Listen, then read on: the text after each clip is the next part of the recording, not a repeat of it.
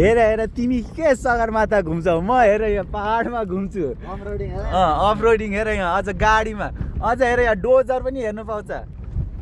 यसरी हुँदैन नि, सगरमाथा भने सानो चिज हो यो। हेरी त यहाँनिर यसरी टुप्पीमा यहाँ घर बनाएर बस्नुपर्छ। हेर कामदारहरूलाई कति गाह्रो छ यहाँ।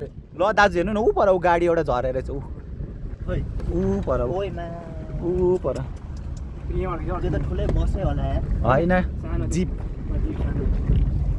वाला मान्छे त मर्यो होला यार। अनि त्यत्रो अब झरेपछि मर्दैन त दाजु पनि। हेर्नु न उहाँ माथिबाट आएको हामी अघि।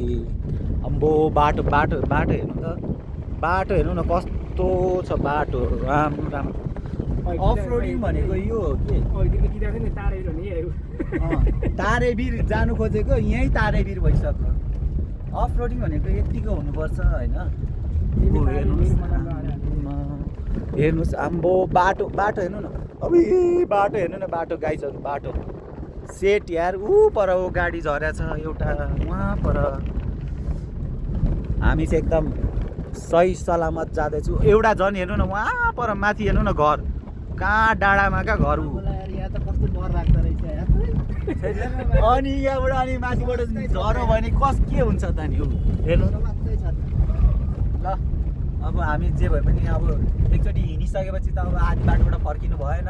2 घन्टा जति त हिँडिसकेको छु होइन। अब कति 30 मिनट जति त बाँकी छ, आधी घन्टा जाने हो। ल आजको हाम्रो नयाँ वर्ष यस्तै भइरहेछ है त साथी हो। तपाईँलाई केही भन्नु छ गुरुजी? छैन, मलाई डर पनि लागेको छैन। भोक चाहिँ अलिकति लागिरहेछ। अच्छा अच्छा ऊ ऊ ऊ ऊ हेर्नु हाम्रो बाटो। अनि हाम्रो प्यासेन्जर साहबलाई कस्तो लागिरहेछ? के ऊ भने चाहिँ फेरि ऊ भइसक्यो अरे। टोइलेट आइरहेछ होला। अच्छा